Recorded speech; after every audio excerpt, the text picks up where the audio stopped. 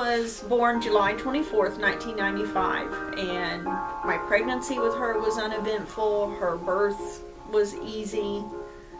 She was a little small. She was a little bit early, but the doctors didn't seem real concerned about that.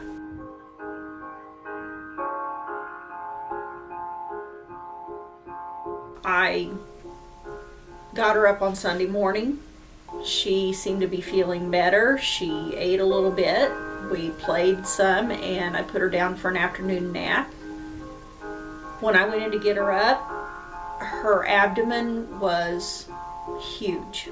It looked like she had swallowed a Nerf football, is the best way I can describe it. I went to the emergency room with her, and the hospital that I went to, my mom was a nurse there in surgery, and she was working that day, and I called her and I told her that I was bringing Madison in, and she met me in the emergency room. And I knew before we even got there that this was cancer, that it was the kidney tumor they had told us about.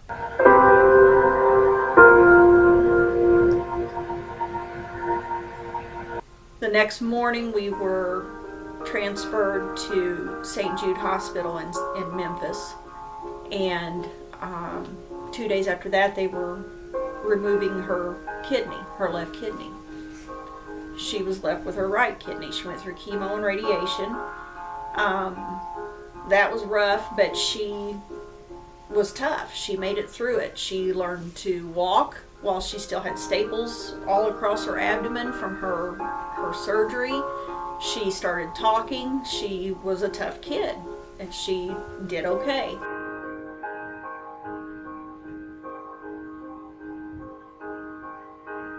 I got a call here at home one day in 2011. It was February 11th, and Madison was on the phone. She was with her dad, and she was headed to the emergency room at St. Mary's in Evansville, Indiana. She had just been to see her pediatrician. She had been sick with what they thought was a cold for more than a week. And when the pediatrician saw her, he told her to go right to the emergency room. When she got there, her hemoglobin was at 5. She could barely breathe, and she was yellow. And I saw her in a room in ICU when I got there. And she looked awful. She looked horrible. And, the first thing you think of is it's the kidney. The remaining kidney is done. And they took her to Cosair Children's Hospital in Louisville, Kentucky. And they verified there that her kidney was failing and that she would need a new one. She would need another kidney.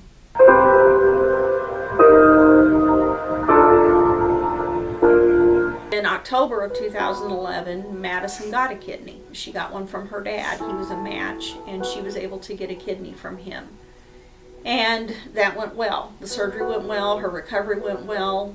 She took her medicines. She did everything she was supposed to do.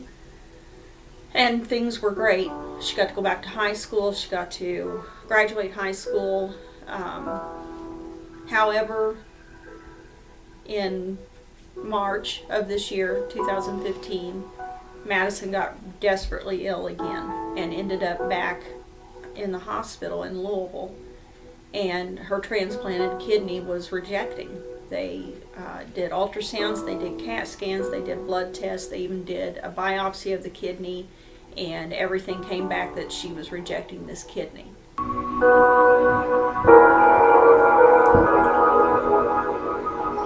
Several times a day you have to hook yourself up to dialysis fluid, and it goes into your abdomen, and it sits in there for 4 to 6 hours, and then you go and you drain that fluid out and flush out any toxins that are in your body, anything that would normally come out in your urine. And then you put more fluid in and you let it sit. And this is an ongoing process all day, every day.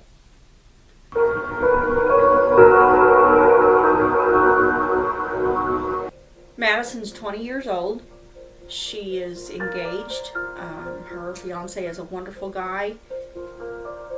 I can't think of any other 19-year-old kid that would spend as much time doing things for his fiance as Mike does. Mike takes her to the hospital when she needs to go. He takes her to doctor's appointments. He does everything he can to make her life better and to take care of her.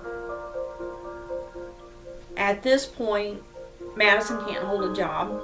She can't go to a traditional college where she would be walking around on a campus and going to classes. She's 20 years old and she has almost $500,000 worth of debt for this kidney problem.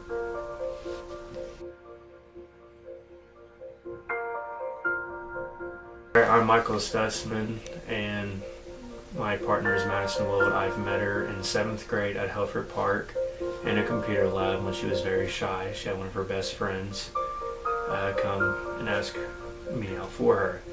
So ever since then, we've been dating for about 7 years, and I noticed I believe in 2009 and 2011, she had kidney failure, and ever since then, she's been having horrible kidney problems, and I've been through it all with her.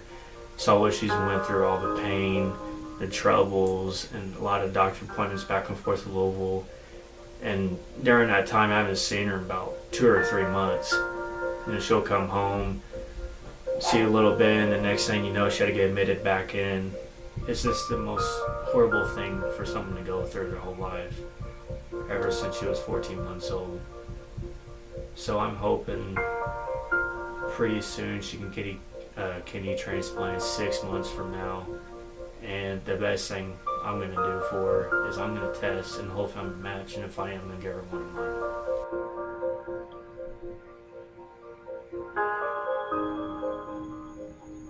So, ever since we were little, we've had problems with each other. When we were little, we didn't always necessarily get along, but it was never terrible. And now that we're older, we seem to get each other better.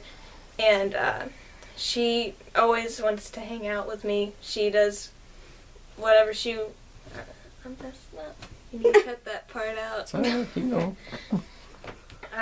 Now that we're older, we understand each other a bit more, I think, and we hang out. We sometimes play Xbox together. We'll cook together sometimes, and sometimes we'll go out and hang out with each other. And it's good to see her getting to do normal things that other kids her age would get to do.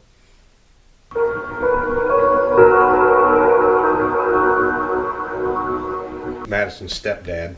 My name's Ben, and she's been sick virtually the entire time I've known Madison and her mother. I've known Madison since she was 2, and she's been through an awful lot, and she had to get the kidney transplant when she was 14, and now she needs another one, and it's right at a time in her life when she's met a young man who's a really nice kid. His name's Mike, and they're hoping to get married here soon, but they're kind of putting it off until she gets another transplant. So, you know, if anyone could help, it sure would be appreciated. I know there's been tons of medical bills in the past, and this could take, they said, up to 5 years to find another kidney. And I hope it doesn't take that long so that she and Mike can get on with their lives.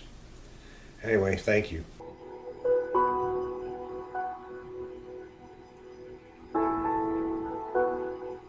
Growing up with Madison wasn't easy, I'll just say that.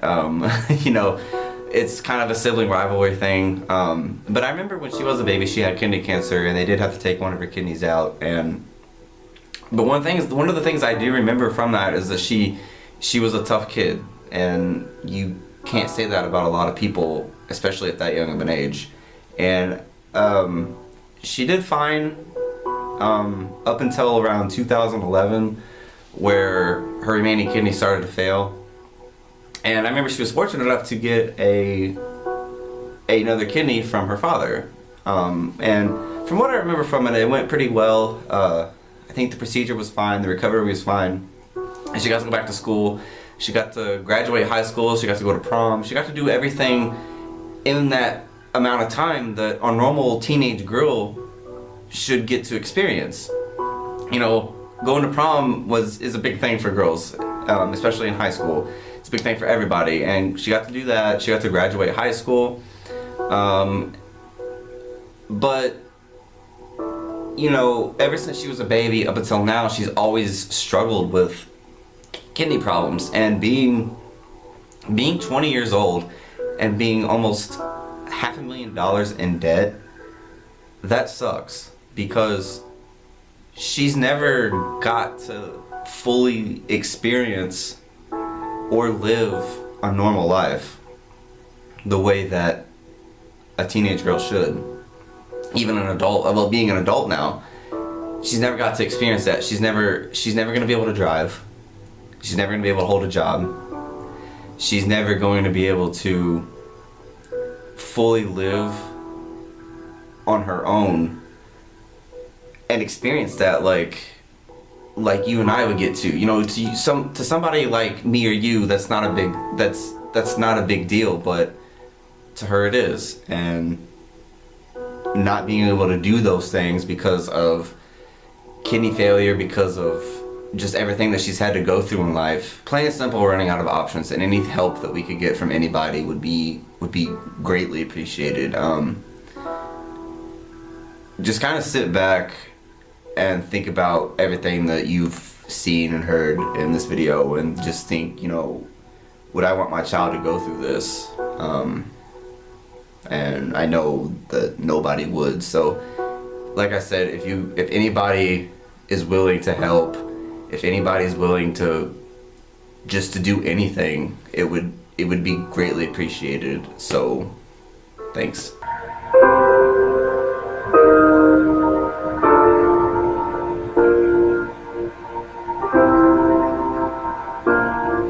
Hi guys, so I'm Madison, and like everybody's been telling you about, I've been waiting for a kidney transplant again, and it would be really great if some of you guys could get tested and like donate too.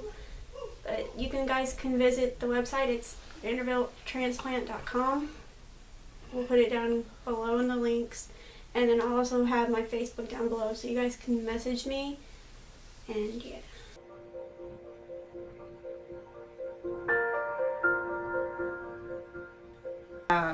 You know, we could wait 3 to 5 years for a donor kidney, for a deceased donor kidney. And we're willing to do that. But if we can find a living donor for her that could maybe donate a kidney and have her back up on her feet and living a normal life in a year or two, that would be even better. Anything that anyone can do would be wonderful. It would just be wonderful. I think the most any parent wants for their kid is for them to be healthy and happy. And Madison has had long periods of happiness. She's had long periods of health, but she's also had very long periods of bad health and a lot of unhappiness. So I think it's her turn to have some of that.